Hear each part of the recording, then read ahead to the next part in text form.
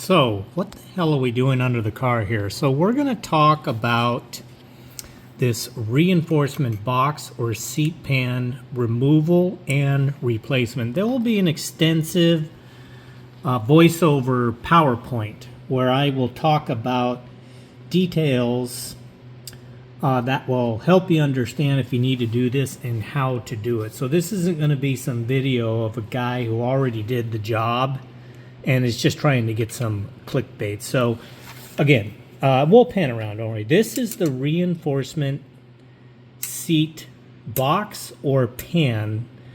Terms vary, but sometimes it's hard when you know you need this and you can't find it because you don't know what it's called, but that's what it's called.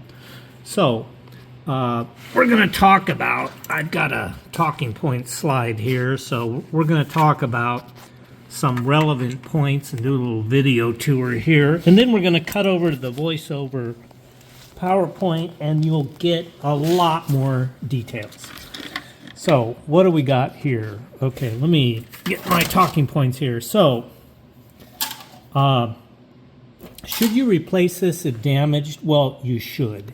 So if it's got some dings or dents, you can get those out by normal means. But if it's seriously rusted or has massive damage, get rid of it. You may think it's beyond your skill level. You'll find that it's not. Okay, so in the voiceover PowerPoint, I'm going to get into what to do if you can't weld. If you can't weld, you can still do this. It will need to be welded. You'll just have to get help later. Mine is welded, as you can see here. My edge weld to the frame rail. I overdid it there a little bit, but that's okay. And it's also bolted in with button head fasteners. You can see that. I overdid the fasteners. I'll talk about that. It's also got plug welds and edge welds. They're kind of all over the place. We will talk about that. So don't worry if you can't weld. You'll have to go get a welder, but that's okay.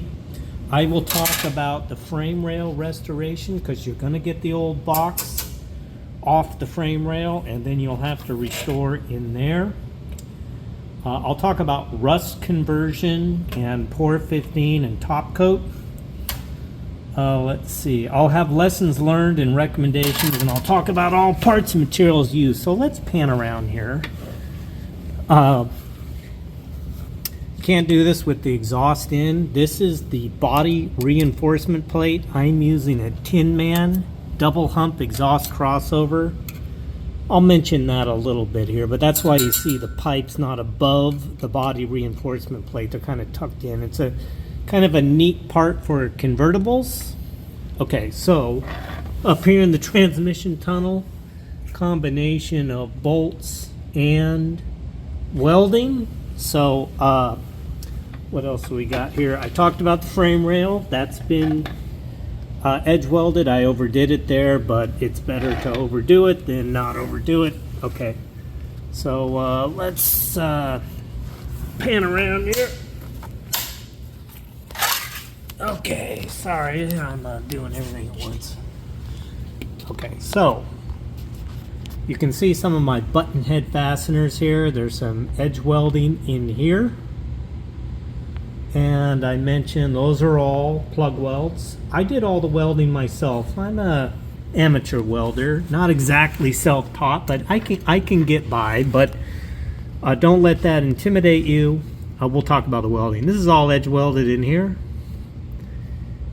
Edge welded and plug welded here. Okay, so we got fasteners in there and we have edge welding and plug welding. It's hard to get up in there in the transmission tunnel, but you'll see some pictures of that, so that's not a big deal here. Again, more edge welding here on the frame rail. Button head fasteners. There's a body crossover plate. 2.5 inch exhaust, kind of standard stuff. It's hard to see, I apologize. So, the finish on the box It's been top coated with it's pour 15, and then it is pour 15 top coat. I need to do this again with something else. It's come out a little blotchy. I'll talk about that. But the whole chassis has been restored on this car, so this was a big part of it. I would say the total time is about 100 hours, but that includes rust conversion, pour 15, top coating. So probably going to take longer to do this than, say, a weekend between beers, but if you have kind of rudimentary or amateur skills in metal fabrication and welding, you can do this. It's more tedious than complex. Okay, so let's get into it. Okay, you saw the world's most handsome guy under the car doing a little introduction on this reinforcement box or seat pan. So let's talk about details on why I needed to replace mine and can you do it yourself. So as you can see, I've got a serious dent here. Now some of you are thinking, somebody jumped the curb. The previous owner did this car, not me. Could have been a couple previous owners. You'll see it's not a jumped curb. Somebody ran over something big. It really is academic. It needed to go. You're not going to use a dent puller and body filler. This stuff's been work hard and it's not coming out. We'll see other pictures. What is the upshot here for a guy with medium welding skills, medium metal fab skills? I did this fairly easily, and that's really the upshot and the intention of this video. It's more tedious. You can do it. If you think this is beyond your skill level and you need a body shop to do it, don't bother. Do it yourself. So what are some of the takeaways? Don't settle for a damaged reinforcement seat pan. I'll probably just call it a seat pan from now on. If your car's otherwise restored, if this thing's all bashed up or rusted out, get rid of it. You don't need high welding and metal fab skills, as I mentioned. Super precise positioning and jig point measurements are not required for this. I'll explain why. You don't need a lift. You can do this with jack stands. As I mentioned, it's more tedious than anything else. Took me probably 40, 50 hours get the box in. The total with rust conversion, pour 15, and top coat, probably around 100. Just take it one step at a time. Okay, not my car, but let's get oriented here. These are what the seat reinforcement pans are. Nomenclature. This is a body reinforcement plate. You got the floor pans and the frame rails. So this 69, I think 70 have these big 2 7/8 plugs. The earlier cars have 1.5-inch plugs, and you can't get these boxes with these big plugs. Who really cares? It's just something to note. Okay, not my car, but Blogosphere pick. This is in the introduction screen where you will see all parts and references. It's just a point of interest. You can see these seat reinforcement pans, guys getting ready to install these. I think these are the exact pans I am using. So let's talk about that. Okay, if the person watching this has really good skills and is just kind of curious and doesn't need a big lecture from me, the most help I can give you is what not to use. You might think all these pans are the same. They're just being sold by different retailers at different prices. And I kind of thought that too, but that's not really the case. This is the one to not use. This is a Spectra. And this is a piece of junk. And if you do enough research on the blogosphere like I did, you will realize that there's two parts, a good and a bad one. Don't use this one. You can see what MPD said. They're trying to help us here. I like it when they do that. Okay, so same thing here. This is the one on CJ.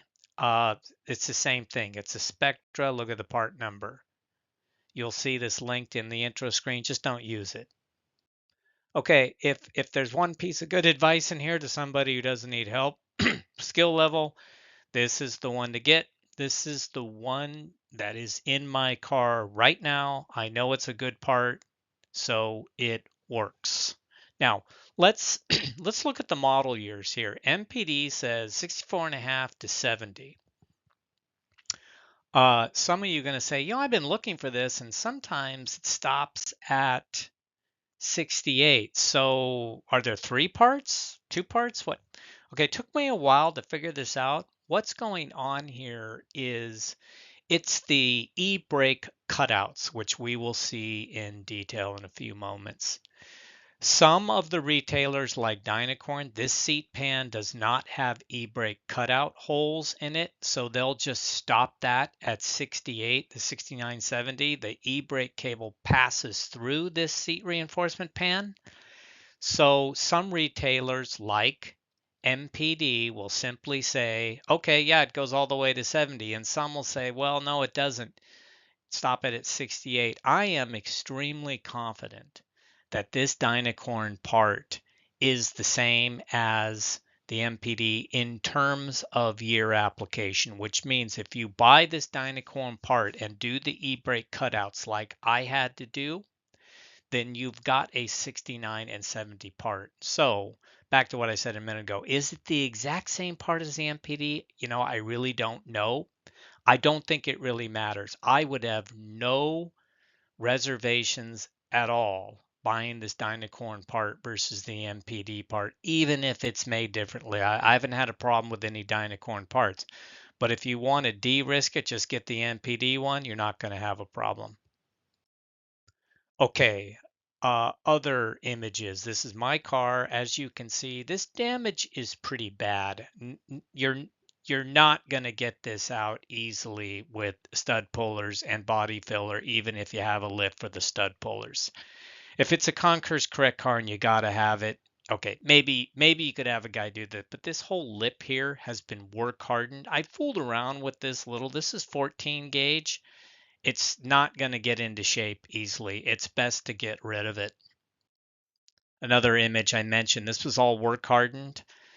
This guy hit some rocks. There was actually damage all the way from the front of the car, the radiator supports, the control arm, all the way back to this. So this dude ran over something and just kept going. So I looked at this and said, this thing's coming out. Okay, there's a couple ways to do this. You might think, why don't you just break all the welds, whether you have to cut them or get rid of the spot welds. We'll talk about that. Do that all at once and then take it out as one piece.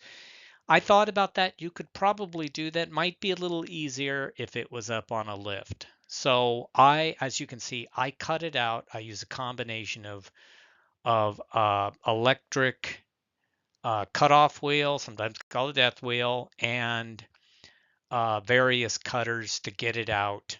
And I got it out in pieces, and we're going to talk about that. Okay, for spot welds, this is a great tool. It's in the intro screen. Use a little WD-40. This will cut around here, the spot weld, and it'll leave the spot weld nub in place. Nub, what's he talking about? We'll see. You can see my WD-40 here. I use this. I only went through a few cutters. This was a great tool. I had like a German $25 spot weld cutter here. Piece of junk. This little Amazon part here worked great and allowed me to get it out easily.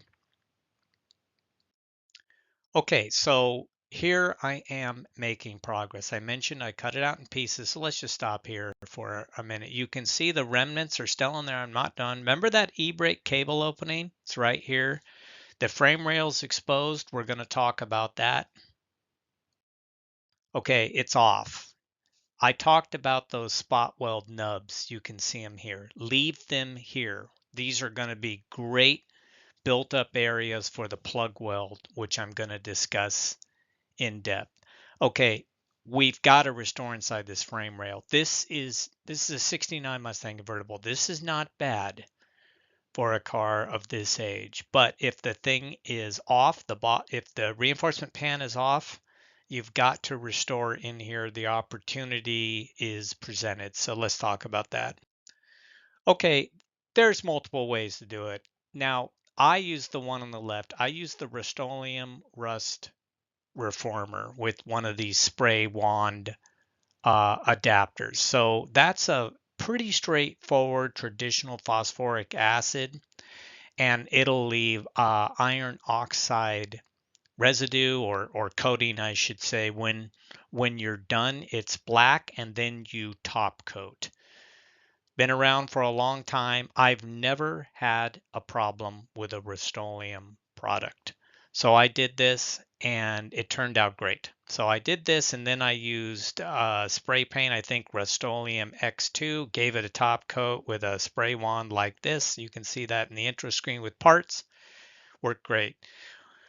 Eastwood's got an expensive one step process. You can use that. I'm not arguing one or the other. The point is to do something when that seat pan is off. Get that internal frame rail restored so you don't have to worry about it anymore. Okay, now what's all this? So the seat pan is off. I've wire wheeled off all the surface rust and I'm doing a rust conversion. Now, what did I use? So this is an upside down application. So I use good old fashioned navel jelly, which is just phosphoric acid. Let it cure overnight. You don't have to let it cure overnight, but I did. Wipe it off with a wet sponge, dry it, and navel jelly's been around for a long time. It's a phosphoric acid conversion and it works great. Um, and that's what I did. I had to do a weld area repair in here. We're going to look at that. It's been repaired in this picture, but let's look.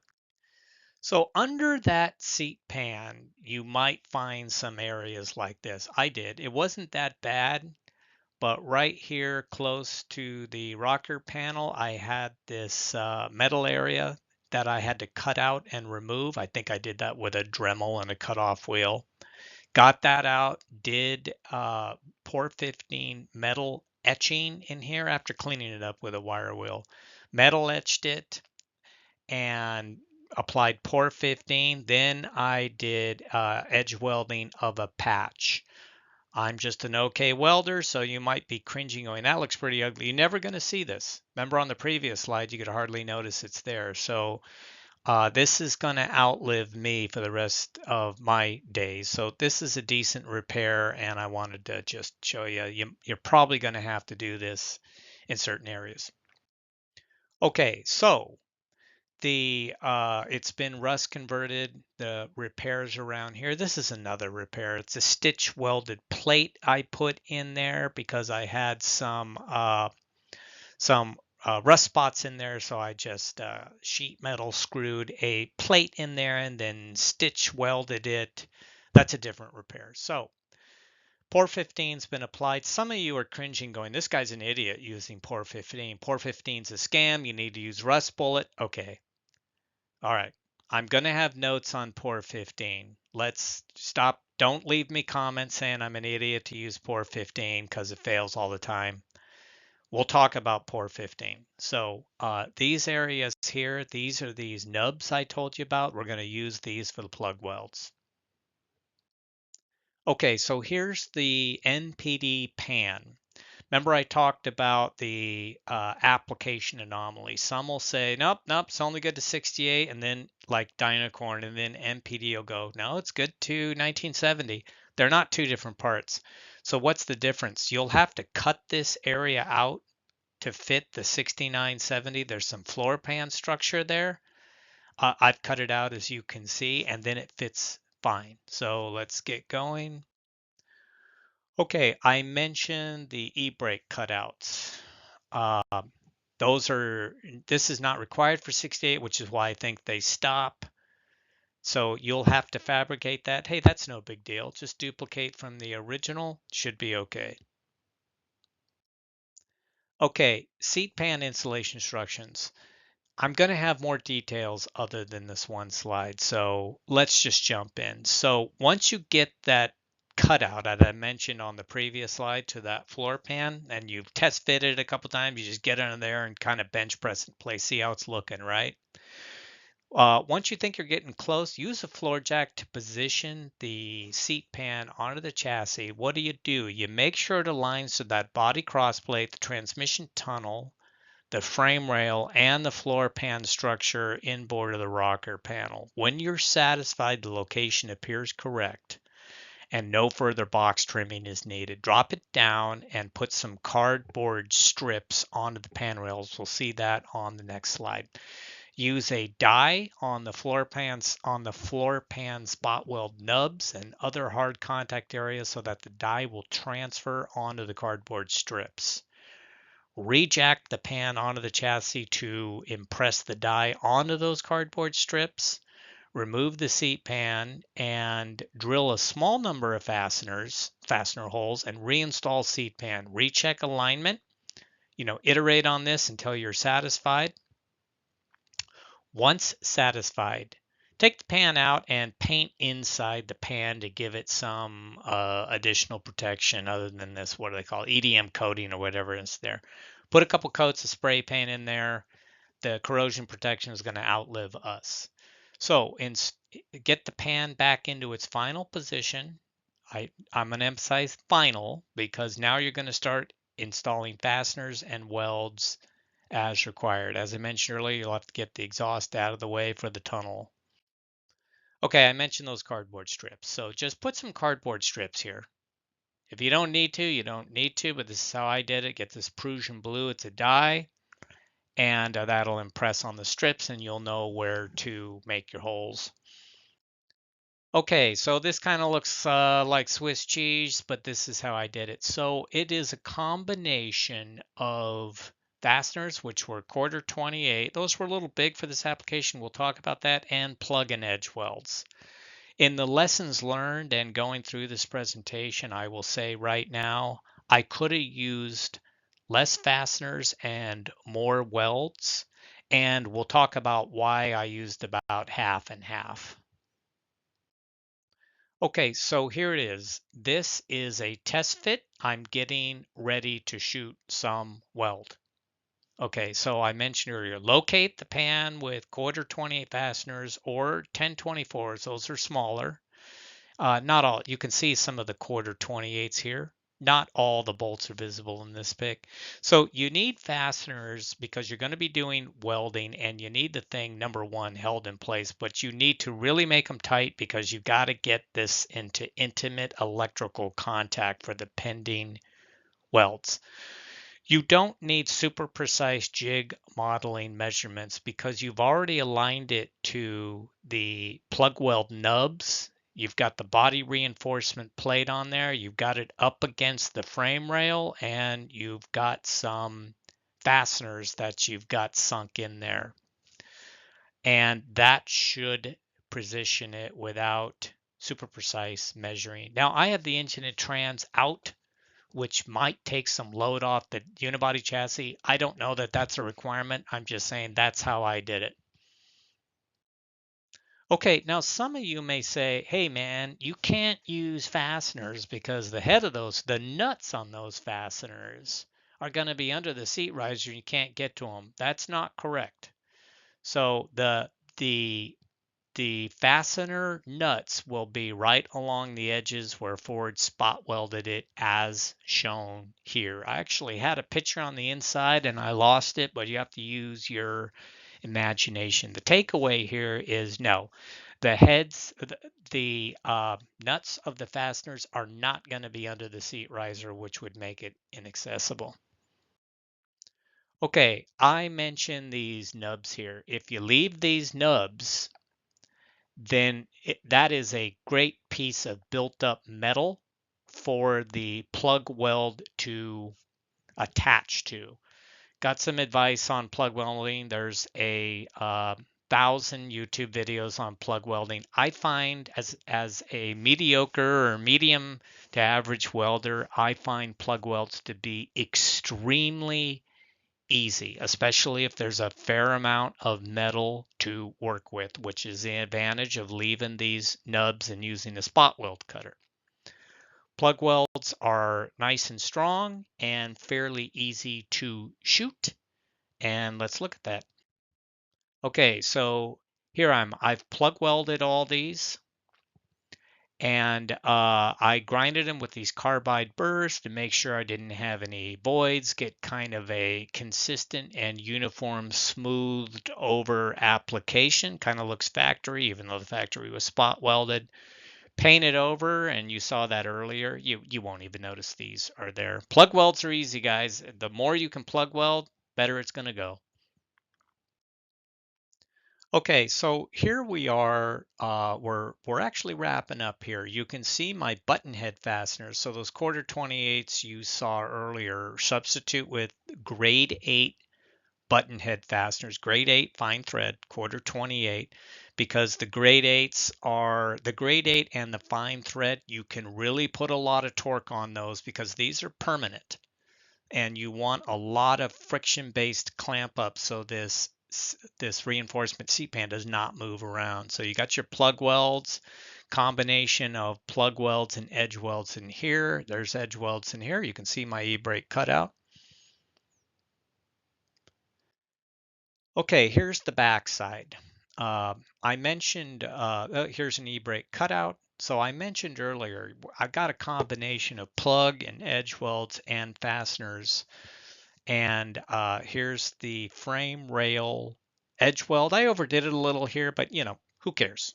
So it's one of those things. I can't believe I ate the whole thing. I kept putting it on and kind of grinding on it, and because I really this frame rail to the reinforcement seat pan, that's a big structural member, and I was a little nervous about that, so I just kept shooting it on, and I realized I ate the whole thing. So it is what it is. Okay, so here's some finished pictures here, and you can front and back, you can see the fasteners, you see some of the welds. In the lessons learned, I will talk about why I used a bit more fasteners than I thought I would need, and hopefully that helps you if you're going to do this job yourself. Okay, so now we're under the car, and the configuration of the car is a little bit more mature. So the exhaust is in. You can see the e-brake cutout, edge weld.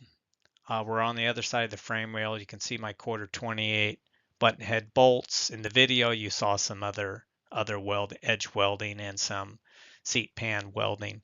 So some of you may have said, what's going on with his reinforcement body plate? I'm using this Tin Man Fabrications convertible plate here. This video doesn't focus on that, but I got a link in it. I'm probably going to make a video on that for those that are curious. This is an expensive but nice part. The thing is a total tank. As you can see, it will allow your pipes to kind of tuck up in there. A lot of people are going, come on, man, you can get you can get underneath that reinforcement plate. You don't need this. Okay, I've seen those pictures. I think you can do it, but a car like this that's not slammed, it is lowered. It's lowered about an inch. Okay, so it's not slammed. This was a nice part, and it made it quite easy on the exhaust guy to do this. So point of interest there. Okay, you might say this isn't your car. Yeah, it is my car. So this is kind of funny. I got this all done here. You can see my button head fasteners. You can see my edge welds here. Got some plug and edge welds. And I used the silver Por 15 because I knew I was going to top coat it. And believe it or not, at the time, the silver Por 15 was 50% off, and Por 15 is expensive. So I did it all in silver Por 15 and then top coated it later. So we'll talk about that, lessons learned. Okay, so notes on Por 15. There are Por 15 haters out there that think Por 15 is a scam or it's too hard to use. Okay, there's a mixture of truths, exaggeration, and myths in there. Problems with Por 15 start with Por 15 marketing. They will tell you you can paint directly over rust, but in the actual Por 15 instructions, they'll tell you you have to degrease and use metal etch. So people who just paint over rust and dirt and grease and then complain about Por 15 failures, which is usually just peeling off, well, you have no one to blame but yourself. Don't get taken in by the marketing being can paint directly over rust. That's really for an area that has no grease, no dirt, very light rust. Could you just paint right over it? Probably. Let's put all that aside. These cars are 55 years old. Let's do the job right. Follow the instructions. Just follow the instructions. Get as much of the surface material off as you can. Bare metal is better. Degrease and then use the metal etching, which I've done here. So I've got like 1,000 hours using Pour 15. So I used a little bit too much metal etch here. You can see the reaction, which is zinc phosphate, which is white. Same same thing on the right here, but I didn't use as much of the metal etch. And so I think this is closer to correct in terms of the amount of metal etch. It really doesn't matter. It's really just wasteful. If you do this and you simply follow the instructions and then you pour 15, you're going to get beautiful results. As I mentioned, my car's covered in this stuff. If you follow the instructions, you will not have a pour 15 failure, meaning it peels off or has really poor scratch resistance. Now, I have had areas on the car where I did it correctly, degreased, metal etched, applied pour 15 for various reasons. I had to take it off in a small area. Believe me, you're going to have to use a wire wheel or 3M roll lock disc to get it off, and you'll know you did it right. If it just comes flying off, I guarantee you it's because you didn't follow the instructions. You either painted it directly over grease, which is probably the #1 failure, or you didn't metal etch, or both. So I'm not trying to give a big lecture here. Some people are like, this guy's an idiot, should use rust bullet. I think the point is do something, right? These cars are getting old here. Do something to get these areas restored. I just wanted to not sound defensive, I just wanted to take away the pour 15 haters and explain a little. Okay, so this is inside of my car. Reason I'm showing this is another pour 15. I did all the degreasing, the wire wheeling to get surface rust off, degreasing, metal etching, and did pour 15 and then insulated it. Now, since I'm an idiot, I did this prior to the seat pan repair. That's why you don't see the fasteners sticking up here. So, and we'll talk about that more in the lessons learned. Okay, lessons learned. Why did I use so many fasteners and not use more welds? I was overly concerned that the seat pan would require a lot of semi-stress fitment to the chassis. I thought the fasteners were going to have to kind of bend and suck that thing up to the floor pan and the frame rail, and I wanted that thing held in place prior to welding. And I didn't need that. It fit fine. So I would have probably used only a third of the fasteners that I used. So lesson learned. Uh, Also, if you're going to use fasteners like I did, even if it's a small number, I would use grade 8 150 KSI and use fine thread. They're better for tensile strength, because small fasteners, even 1/4 inch, if you use coarse thread and you don't use grade 8 and you're really cranking on them to get that intimate electrical contact, they will break on you. Ask me how I know. So make sure they're grade 8. So we talked about how I did this after I restored the interior floor pans. If you know you're going to do that, restore the interior floor pans, which everyone is, but you know you have a reinforcement seat pan to replace the seat pan first.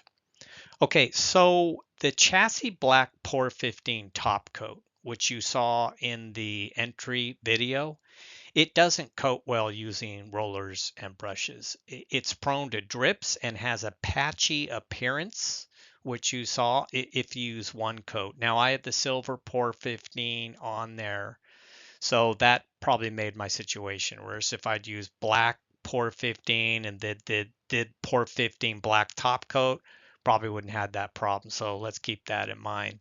I had to use 2 coats, which increased the patchy appearance and the opportunity for drips. That's why you saw on the intro screen. I'm probably going to get in there one day and do it again. So you can either spray it or use a different brand of top coat. See the intro screen for one I found that seems to have good reviews. Now, you saw that pretty picture of the silver pour 15. Going back and doing the whole chassis again, I probably would have used the silver pour 15.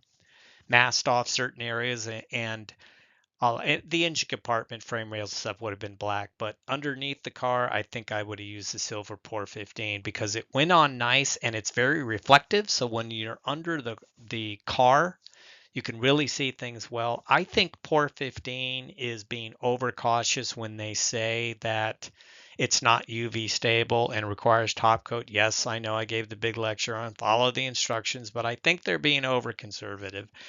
This stuff is under the car. These muscle cars are no longer being daily driven. So I think if you have a nice Por 15 application, you can probably just on your chassis, you can probably just walk away from it. Okay, we're almost done. So recommendations.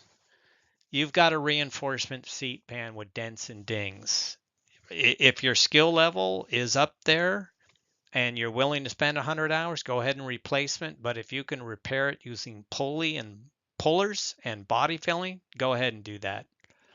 You want high strength button head fasteners because you want permanent clamp up, and you want them to go unnoticed when people under the car. And when they're painted like a 1024, nobody's going to see those things. If you can find, you might have to order them a flange button head fastener. That's recommended because then you don't have to use washers. I mentioned earlier, fine thread are typically better for tensile strength due to larger cross-sectional area. Let's see, if the seat pan, okay, if you don't do it with fasteners because you're going to do all welding with, so why don't you hold it up there with some sheet metal screws and not just rely on the floor jack?